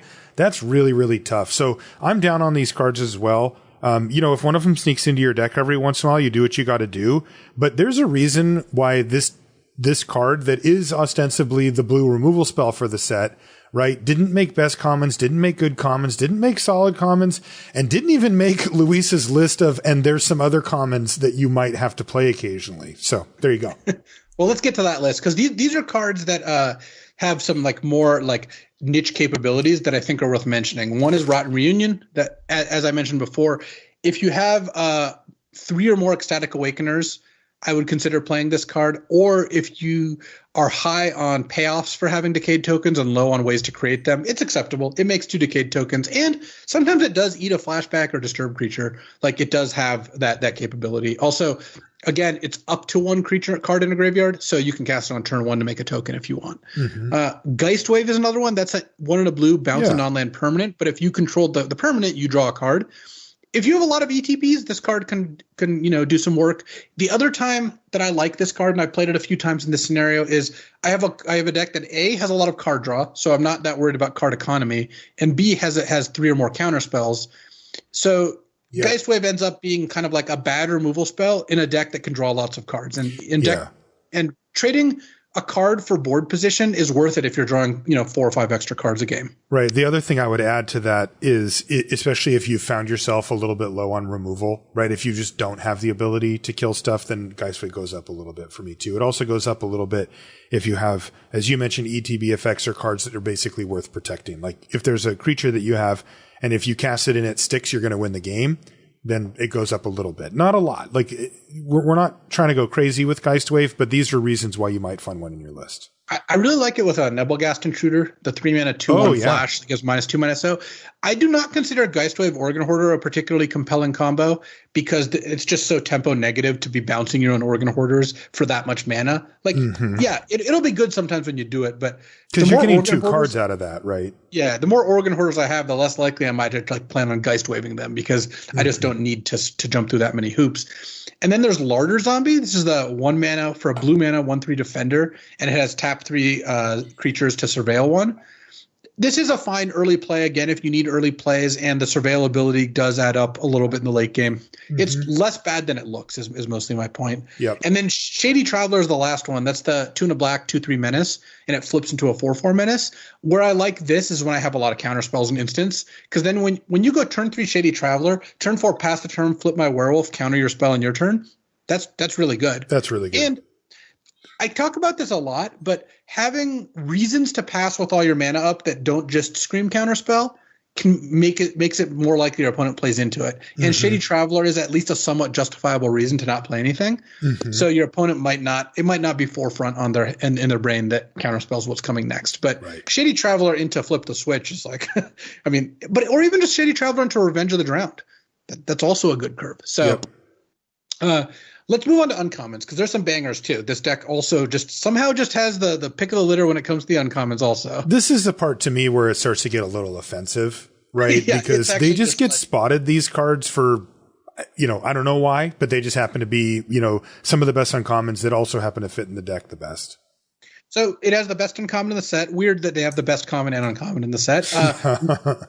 Morbid Opportunist, 2 and a black, 1/3. Whenever another creature dies, draw a card. It only triggers once per turn, but it triggers on tokens, triggers on your creatures, triggers on their creatures. The level 1 combo is you cast this and attack with 1 decayed token, and you cash it in for a card. Yep. That level 1 is incredible. That's already insane. Great. And then on their turn, you kill something with Olivia's Midnight Ambush and draw a card. And then on your turn, you have another decayed zombie. It's just dumb. Yeah, so Morbid Opportunist is ridiculous. Just head and shoulders above everything else. Scab Wrangler's not that far behind, honestly. It's just 1 in a blue for a 2/1 that has tap 3 creatures, tap target creature. So it sounds like you're tapping a lot more than them, but with decayed tokens, this card what'll end up happening a lot of the time, and here's a common play pattern. You have 5 or 6 creatures out. They go to attack. You tap your 2 decayed tokens in your Scabwrangler, because you're not blocking with that anyway, to tap their biggest creature or their biggest flyer. They then maybe don't have attacks past the turn, and if you have 3 extra creatures, you tap another creature end of turn, set up a good attack, play another Falcon Abomination or what have you. Yep. Or you end up in a spot where you're like, end of turn, tap, untap, attack with everything. That also happens some of the time. That happens a lot where the game's just over. Or when you just have a deck that gets 3 Decayed tokens, for free by turn 7 a lot of the time, this is already just a 2-mana 2-1 that taps a creature every turn for no mana with tons of upside above that. And it's a creature, even though it's relatively easy to kill, Crawl from the Cellar is great at getting, your high value creatures back. So I have found Scott Wrangler to be a very strong reason to be in this color combination, and it's at its best here. So much better than every other color combination, just because both colors are making tons of zombies. Right. Still playable in blue-white, blue-green, not very playable in blue-red usually, but blue-black's really where it shines. Of course, Infernal Grasp is great. 1 and a black, instant, destroy any creature, lose 2 life. It's Terminate. Just put this card in your deck. It'll do great. Blade Stitch Scob is very good. This is the blue, black, gold card. It's a 2/3 that gives all your zombies +1/+0. And this is one of the cards that leads to the play this, attack with 4 Decayed tokens, or play this, my Organ Hoarder now trades for your Shadow Beast sighting, Yep. And it's just also a 2-mana 2/3. The cool thing about Blade Stitch Scob is something you have to keep aware of. This isn't a build around that you have to protect at all costs. I brawl with this thing all the time. I will trade this thing for their 3/2 when they attack me with it a lot of the time. Yeah. And then Nebelgast Intruder, always excellent. This is the 2/1 that ambushes and gives -2/-0. I like that card a lot. You called it Flame Tongue Kavu. It's not quite that, but it's pretty good. No, it's good. It's good. Gitu Slinger is another blast from the past. So there's some also notable uncommons I want to talk about. Corpse Cobble is an interesting one. This is the other blue-black one. It's blue-black instant. Sack any number of creatures. Make an XX menace. The menace is important. Don't forget that. With the stats equal to what you sacrificed and has flashback of 3 blue-black. I have found this card to just be okay. I will include it in most of my blue-black decks, but I tend not to heavily prioritize it because you just don't need it. It doesn't add enough to your medium to bad draws to find it. It doesn't add enough to your worst draws to justify how good it is in your good draws. It feels like a win more, right? It feels like I already did all the things that I wanted to do, and this is a substitute payoff for one of the better ones. A card like a Scob Wrangler or something along those lines that you'd prefer to have, you can have this instead. But in the times when things don't go as well, it's a lot worse than, any of the other payoffs, which are at least creatures that can block or whatever. Yeah, we already mentioned Ghoulish Procession. Mm-hmm. Dreadhound is one worth talking about. This is the 4 black 6/6 mill 3, and then anytime a creature goes to the graveyard from play or from a deck, your opponent loses a life. I'm actually a lot lower on this than I initially was. It's a good card to have in play. Don't get me wrong. This card's very dangerous. But between Siege Zombie and Diregraph Horde, I feel like that endgame aspect's already kind of covered, and this is somewhat vulnerable to removal spells in a way those other cards aren't. Right. Siege Zombie because it only costs 2, plus it'll get a ping on the way out, and then Diregraph Horde because it's got an ETB. So I still like Dreadhound, but it's dropped. You should probably take Diregraph Horde or all the black removal spells over it, which is not where I was at on day one. Yeah, I would though. I would take those other cards. Yeah, and then Firmament Sage is another one. This is the 3 and a blue 2/3 when it switches to day and night draw card, and you like this with the instants? I like it. Well, yes, definitely like it with the instants, but mostly I was going to say I don't like this one that much, compared to how much I thought I was going to like it. Yeah, just because there's so many ways to get cards. Again, it just gets dunked on by Organ Hoarder. Yes, just like everything else in the format. So yes, it does. Don't take Firmament Sage over Organ Hoarder, and because of Organ Hoarder, don't prioritize Firmament Sage. Right. So how to use Decayed tokens. This is a topic that you kind of got to get into if you're playing this deck. The short answer is don't attack with them unless it's lethal. That's if I had to give you one sentence, it would be don't attack with them unless it's lethal. Yep. Because they're not a creature that you have to use. They're a resource that goes down if you use them. And the places where I would attack them, the conditions I would need before I'd want to attack, besides of course it being lethal, if you have an instant speed way to sack them. So a common one would be I have a Ecstatic Awakener. I'm going to sack a zombie to it. I might as well attack with a zombie first, assuming I don't want to attack with the Awakener. So you attack, or you have a Corpse Cobble or what have you. Note that on Arena, where a lot of people play, you have to use full control. So make sure your full control is on. Otherwise, you won't get priority in response to the trigger. You'll just have to watch that trigger for many seconds and then not be able to sack them. So watch out for that. Yeah, Ryan Spain, from Going Optimal, he tried this out to see if there's any way you could do it without full control, and you can't. You must use full control to do this. Yeah. Another reason is you have Blade Stitch Scob, and you think it's going to die. That's the +1/+0 to all zombies. So there are situations like your opponent's on 12 and you have 3 zombie tokens. And you play a Scob, but they're tapped out, and you think their red-black deck's going to be pretty likely to kill your Scob. It's justifiable to attack with some zombies, if not all of them, to get that extra damage in right away. Mm-hmm.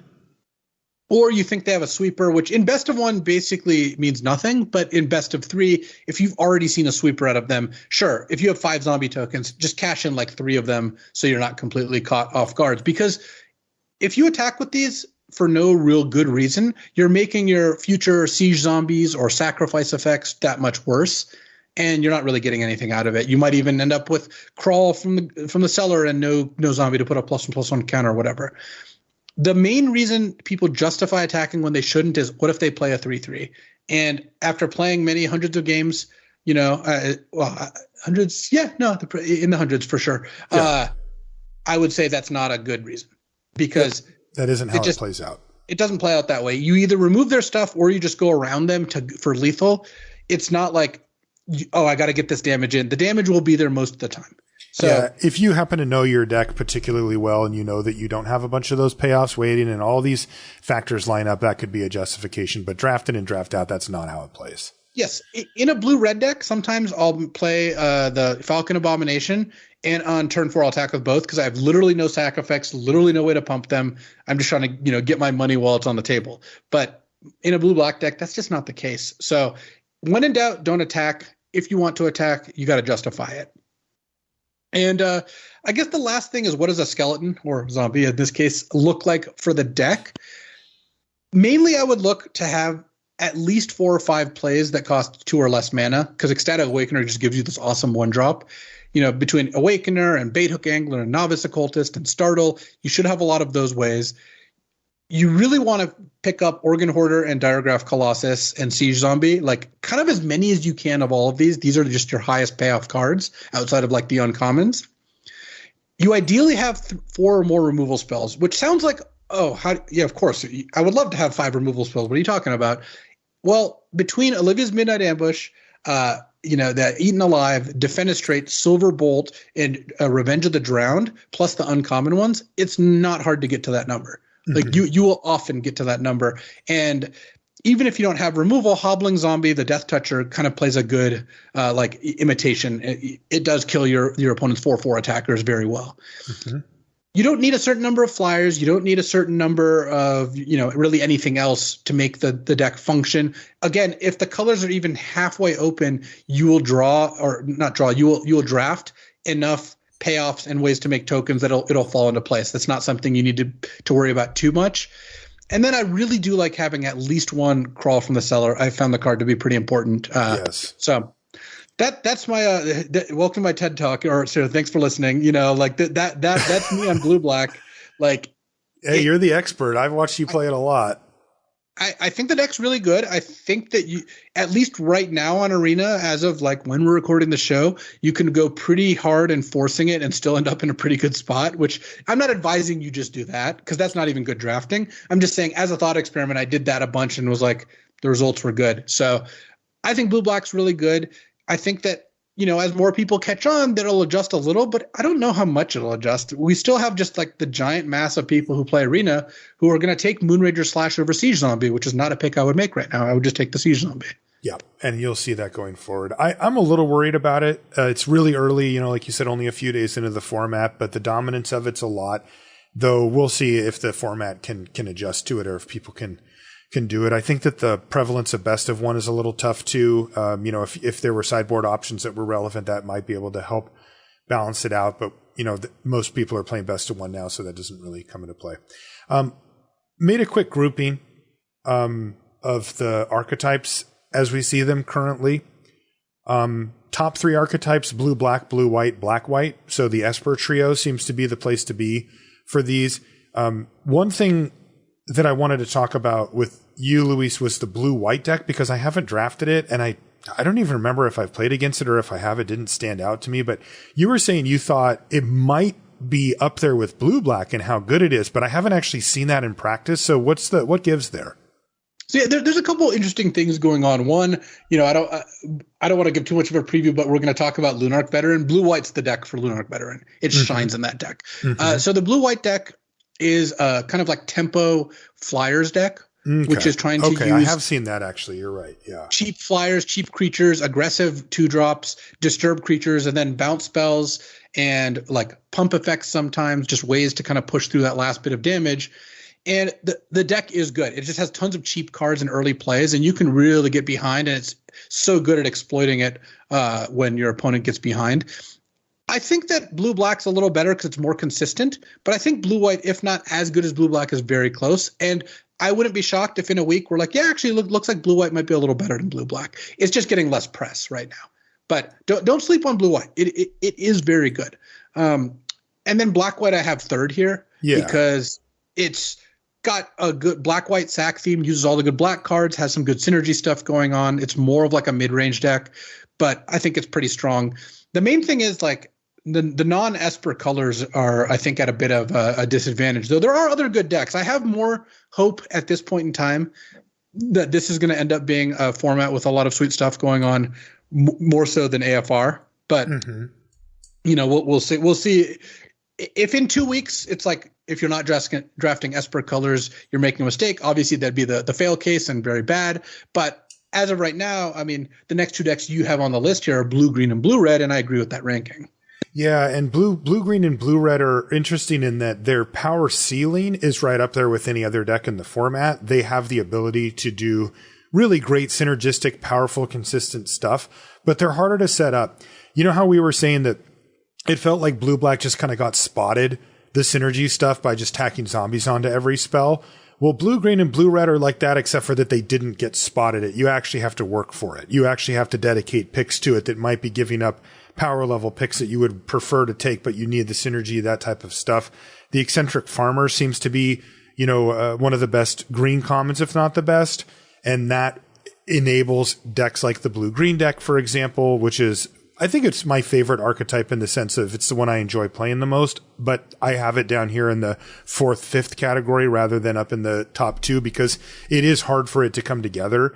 It's primarily a flashback deck where you get to, really lean on Shadow Beast siding, the 3 and a green, make a 4/4, and then you can flash it back for 7. And then in uncommon, you have Rise of the Ants, which is the 4 GG, make 2 3/3s, gain 2 life, and flash it back for 6 GG. And these two cards in conjunction with the uncommon, the Creeper that lets you buy back one of your flashback spells from exile, means that you basically have inevitability on the ground where there's just not a deck that's going to be able to beat you on the ground. Now they can beat you with evasion or some type of powerful thing like a planeswalker or sweeper or something like that. But there's just no decks that, like, if you cast and flashback both Shadow Beast Sighting and Revenge of the Ants or Rise of the Ants, and you have any way to do anything else, it's going to be extremely difficult for a deck to overwhelm you on the ground. But again, you need to get up to 7-8 mana to do that. You need to have your token survive. And you know what? The 4/4 Beast is really nicely priced at 4 mana 4/4. It blocks basically everything, but it also dies to a lot of stuff, right? They can use the blue bounce spell to just send it packing, that type of stuff. And all of a sudden you can get ran over by the red-black deck or any number of other decks. So, and with blue-red, I've tried it a couple of times and I've definitely seen some of the powerful stuff come together, but I've never had a deck that I thought we're good to go here. The powerful stuff being, red burn spells, interactive spells out of blue, then the 2/1 for 4 that lets you buy them back over and over, strong. The uncommon, the 2/4 flyer that gets pumped, it does tons of damage if it doesn't get dealt with. You really can kind of go off with cards like that. And even the 1/3 that gets +2, +1, +0, for each instant and sorcery you cast each turn, that thing can hit really hard too. But these feel like very classic blue-red decks where they're very fragile. If you play the 1/3 and you're like, okay, here we go. I'm going to be able to get this thing for a ton. I'm going to give it, first strike and trample. I'm going to kill my opponent. And they're just like, kill it. Right? They're just like, I'm not going to mess with it because it's kind of a mediocre card, but they're just like, I'm just not going to play around. And you look at your hand and you've just got kind of a bunch of air, right? Just a bunch of spells to cast, but they don't really do anything. They kind of just filter or get you an extra card, whatever. you're going to have a hard time winning because you really do need those threats to stick. And there's a ton of good removal in this format. So I think that makes it a little tougher. Again, you can gain some of that back by playing the 3 and a red 2/1 that buys back spells and helps you kind of continue forward with staying up on card advantages and stuff like that. But again, we're talking about a bit of a glass cannon here. It's fragile. The next two groupings, I have red, black, and white, green. Again, these decks have won. I have lost to them. I have won with them. They've been pretty good. Red, black is supposed to be vampires, but what it really feels like to me, and you touched on this earlier, is once again the 2/1 for 4 that buys back a removal spell. Red, black has just stupid removal in this set. And as it's almost always the pair that has the best removal. And in this set, it's certainly not the exception. So you can build a deck that does that. And then if you want to go for vampire synergy, sometimes they're there and you can actually get in and get kind of aggressive with them. But I haven't found them consistent enough and they're too easy to disrupt. White green, I don't really know. I don't think I've drafted white green myself. What are your thoughts on white green? White green is the humans aggro deck. And if it plays a little similar to blue white, where instead of flyers, it's kind of leaning on slightly bigger creatures and more pump spells. And white green can come together too. Like if you have a good curve, one of the ways to punish blue black is to just curve out, because a lot of blue black's cards, like Organ Hoarder, is not that good if you're like on the draw and getting beaten down. Right. You know, I mean, Ecstatic Awaken and Hobbling Zombie are still pretty good at that, but you know some of the blue black cards certainly get worse. Revenge of the Drowned, you know, is not good if you're getting attacked by 2/2 drops and a 3-drop, and that's your turn 4 play. Right. So you take a lot of the wind out of their sails if you don't give them time to use their extra cards. And I think white green is pretty good. I have it a little more closer to the blue green and blue red than the red black, you know, but somewhere in the middle of the pack either way. And it's, I guess a big thing is you can definitely draft great white green or red black or blue red or even blue green or whatever, all these decks that are comparable with blue black or blue white. But blue black and blue white are just going to come together so much more frequently. They're so much more consistent. They just You're just not risking anything. When you go down the path of, hey, I'm going to draft blue red spells, I'm going to play Seize the Storm, and I'm going to play Geistflame Reservoir, and I'm going to try to flip my Flame Channeler, you're accepting that if you don't draw your Neonate's Rush or your Burn spell, or you don't get enough startles and counter spells, that the deck won't really function, your synergy cards won't work, then you're going to end up with a bad deck.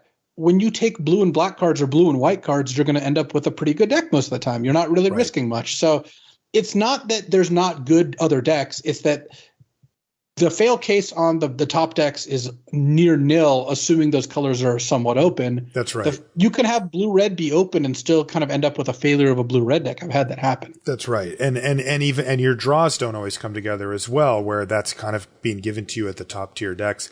You know, the next deck is green-black, and it's similar in that way, where there are cool draws that you can have where, like, you get some morbid stuff going on, or you buy some stuff back, or you slam in with a big creature, they trade it off with 2 of them, you know, put it back on the battlefield. These things can happen, but they feel like silos of synergy, right? It's like, oh, you know, I attacked and 2 things died, and then I played the bear and I got a huge trampler. Cool, right? Or, you know, you play the reanimation effect or whatever like that, and you get a good benefit out of it because something died and it made it cheap, and maybe you could cast and flash it back in the same turn and rebuild your board.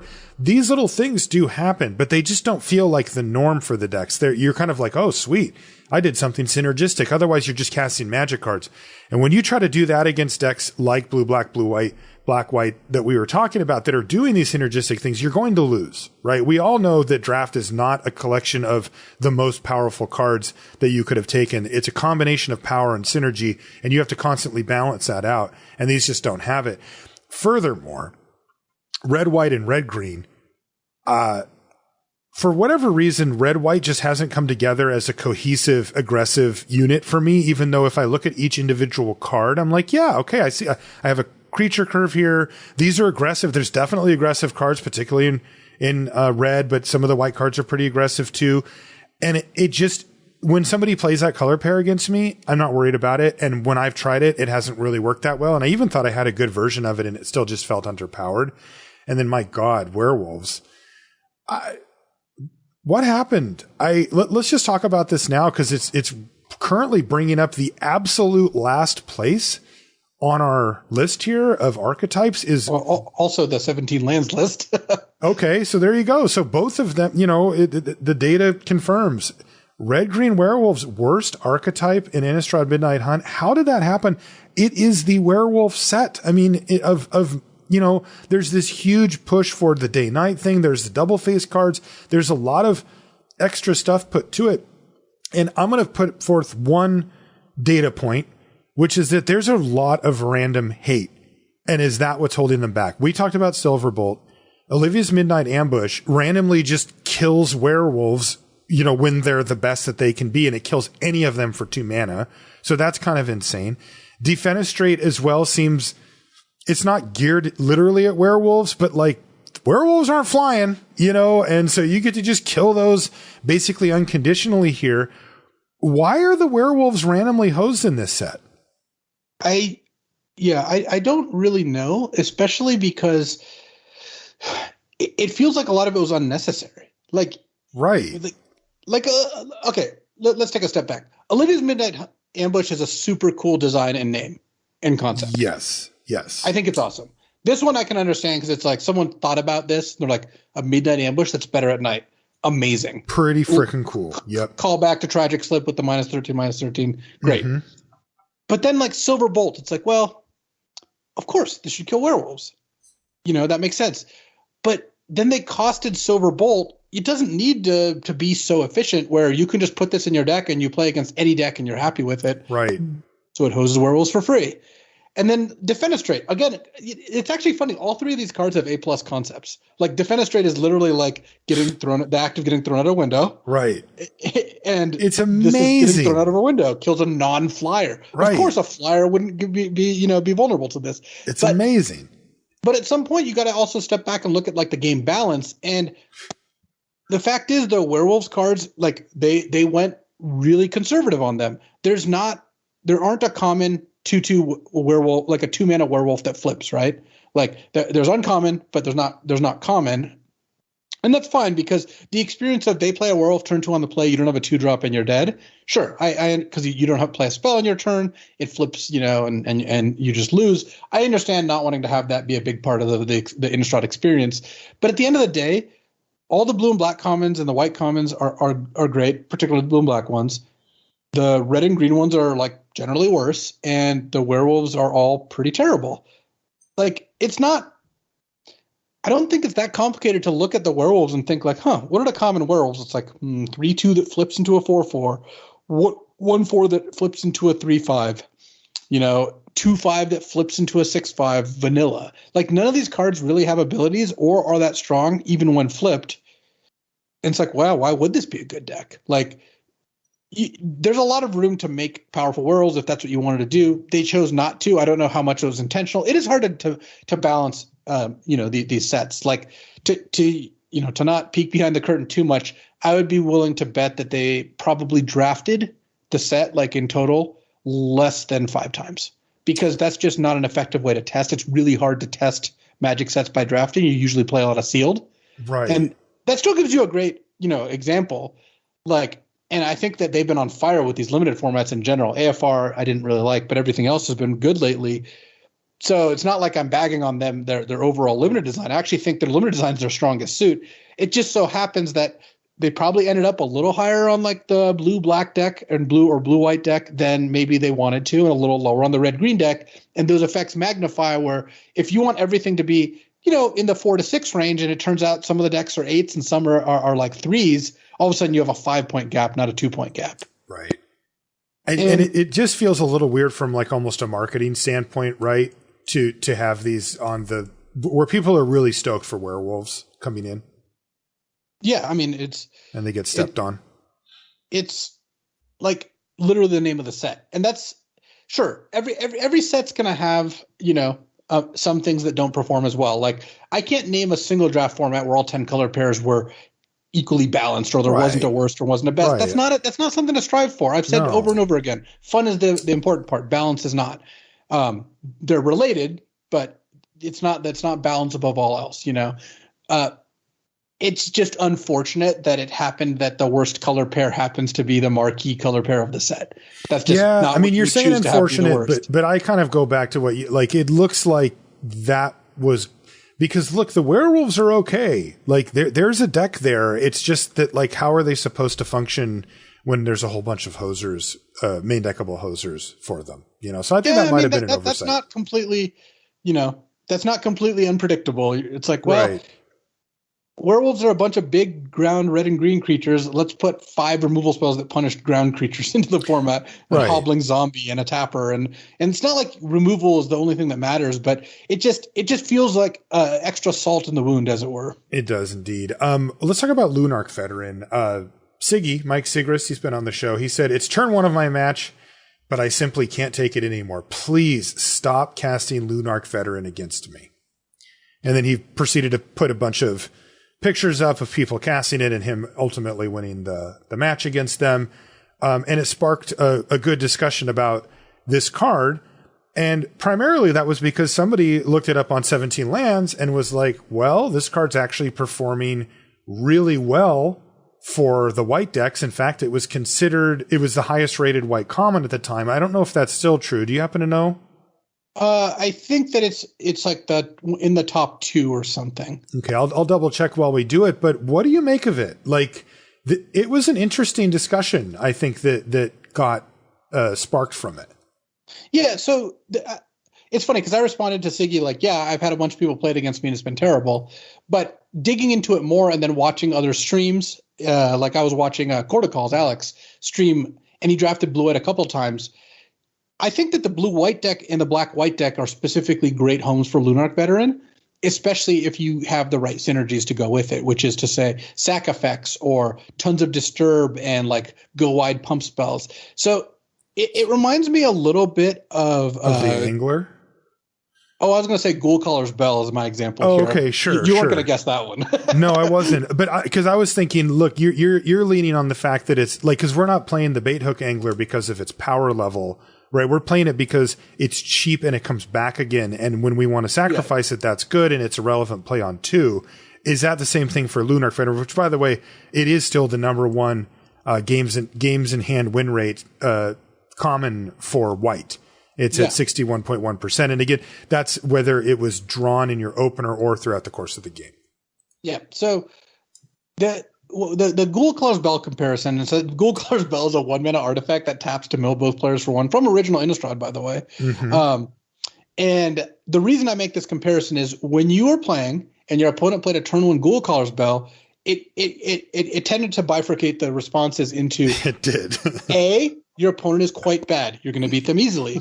Or B, your opponent is quite good. This is going to be tough. Yeah. It was not in the middle very often because it was the kind of card that was really bad if you weren't using it well, or quite good if you had the right deck for it. And when you look at Lunar Veteran, in the right decks, it is very good. I think in the wrong decks, it could be quite bad. It's a little less pronounced than Ghoul Caller's Bell because Veteran's just a playable card on its own in terms of it affects the board and it does something. Right. The Bell literally did nothing. Right. But the reason I think that this card strikes, and Siggy was admitted that like, hey, I'm not saying this card is bad overall, but my opponents have kept putting it in decks where it doesn't belong. Right. Also, to be fair, Siggy, he's one of the best drafters, but he only ever drafts control basically. Mm-hmm. And Lunar Veteran not at its best against control decks. Yeah. I mean, he just sees it, as 2 very low impact cards basically. Yeah. Yeah. And when you're trying to play slow games where your life total doesn't matter, like where you're never attacking your opponent, the card's not going to do as much. But ultimately, I think it's a good card. I think you should strive to include it in decks that can really make use of it by putting tons of creatures into play, pumping your creatures, sacking your creatures. But yeah, don't let the weak stats fool you. Synergies do matter a lot in this set. And again, that's why I think this set, even though we've got some colors off to an early lead, the fact that a ton of the decks are synergy driven, I think, is a huge part of kind of things that keep my interest in sets going longer. Yeah, same. All right. Well, we're going to call it a show here. I really hope that things balance out a little bit. It's funny because this is one of those times where I recognize that the blue-black deck is really hitting me right where I want to be. Like I've been drafting it a lot too. In fact, the first draft that I did of the format on my stream, it's the first draft I did, period. I had like triple of the Lord. I had triple of the Tapper. Like, this was day 0 or whatever. So nobody knew what the hell was going on. And it was just the easiest 7-0 of my life. And now, and I've drafted it a bunch of times since. I'm probably about 20 drafts deep. And I didn't do what you did where I was forcing it. I've drafted a bunch of different archetypes, but I've probably drafted it like if I'm 25 or 20 drafts deep, I've probably drafted it 6 or 7 of those times, which is definitely disproportionate. It certainly has felt like the best deck, but I also got lucky and drafted it straight away. But even though it is what I like to do and I am kind of enjoying it right now, there's some red flags going up like, right. I hope this doesn't become the format where it's like every time you face this deck, if you try to do anything else, you just feel stupid. Like you're just like, I should have just drafted the damn deck. That is the only thing that I can say that I'm a little concerned about. But otherwise, dude, it has felt really good. Like this is such a huge departure from AFR. The games are way more complex. They play out in really cool ways. There's a lot more space to explore, and it's felt really good so far. Yeah, at the end of it, the gameplay is a lot of what matters. And AFR's gameplay was ultimately core set gameplay of like my 2/2 is not attacking into your 3/3 until I play a 3/3 flyer or whatever. Right.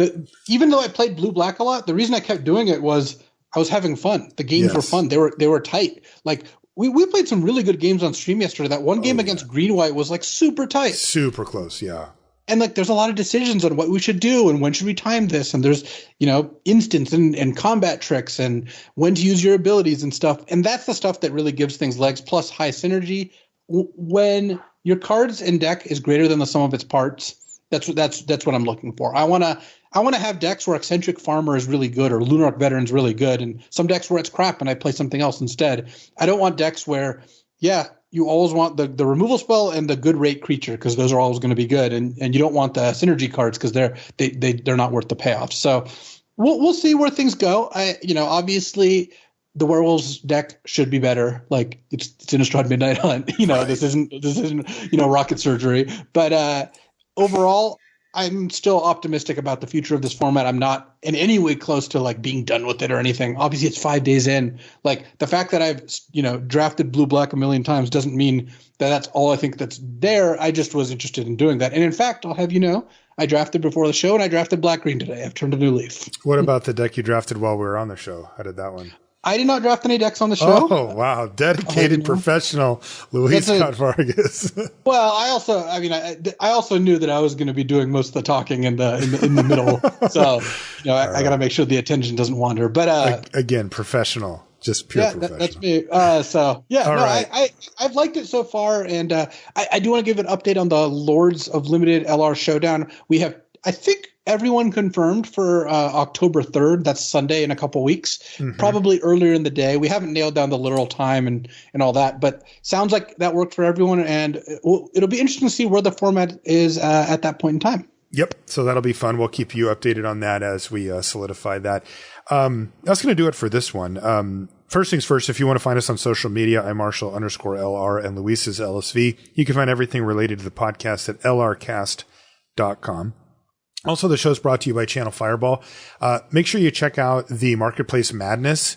They've got some cool benefits coming up as they transition from being a singles seller to being a marketplace. And they're going to be giving away a bunch of cool stuff like a Black Lotus and sealed products and stuff like that. You can check it out over at Channel Fireball. Show's also brought to you by FTX. If you're interested in checking out the crypto/NFT space, FTX is a safe and regulated place to do it. If you're in the U.S., it's ftx.us. And if you are outside of the U.S., it's ftx.com.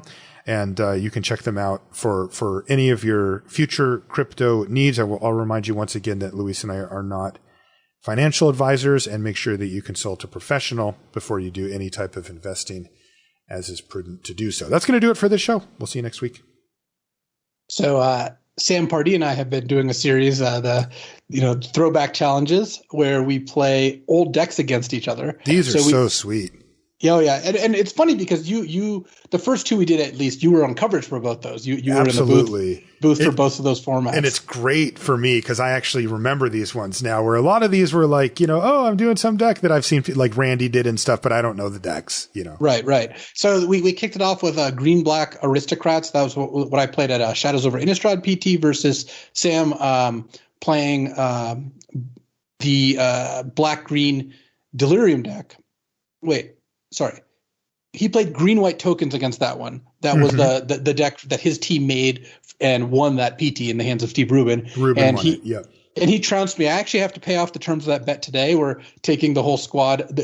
It was a free roll bet for everyone else in Denver. We're taking our whole squad to Gyukaku Japanese barbecue for dinner, and it was going to be on the loser. So I'm on the hook for that because I lost that showdown. That was close though, right? That one was. Oh yeah, it was. Yeah. We played best of 3 matches, and we played 3 matches, and I got it to game 3, match 3 before losing. Though the matchup was bad, so he ended up Archangel Avacyn'ing me out most of the games. You choked. That's right. You're not a finisher. Yeah, right. And then the second showdown was me playing the Bant Collected Company deck that I top 8'd the next PT top 8 with against Sam playing the deck he top 8'd with, which was Black Green Delirium. This time I emerged victorious with a never-ending parade of collected companies and negates to stop his control deck. So he owes me something nice from Goldbelly, like some nice food thing. He hasn't, like, it could be wild, could be weird. I don't know. That was just the terms of the bet. like it could be fried chicken that's actually ice cream. Just yes, it could be that. Which is a literal thing that I bought at one point. So I've been really enjoying these. We're going to be playing more of these, and one of the cool things that it really brings up for me is that there's so much cool stuff from Magic's past. Yeah, like. I know that looking forward, especially on the competitive scene, can be a bit grim right now. But when I look back, I just have so many good memories of like playing these decks. And we're going to be doing decks that neither of us have necessarily played in those formats. Like we're not restricting it to just decks we've literally done, though that was where we started, of course, because it was a natural fit. But there's so much cool stuff to delve into. And all these lists are on the internet. So we just know what the lists are. We can just play them on Magic Online. And it's just such a cool thing that we're not doing it's just kind of like the LR LOL Showdown. We're just doing this for the love of the game. You know, like it's like obviously it's fun to put little stakes on it. Like when we do the showdowns, we bet dinner or whatever. But like really, it's just because Magic's awesome and there's some really awesome matches to get played. So I've been enjoying that, and people had a lot of cool suggestions as to like what throwback matches I should play. Before we go, where can people find when one's coming up? You Twitter? Mostly just I'll tweet it out. Yeah. Like again, it's not a super organized thing. We're just kind of doing it for the hell of it. Like the last one, I literally it was like noon. I'm like, hey Sam, you want to do it this afternoon? He's like, yeah, sure, let's do it. And then we just did it. Like, I'm looking forward to that. So that keep an eye out for those if that's your thing. If you like reliving the glory days, I guess that's what I'm reduced to these days.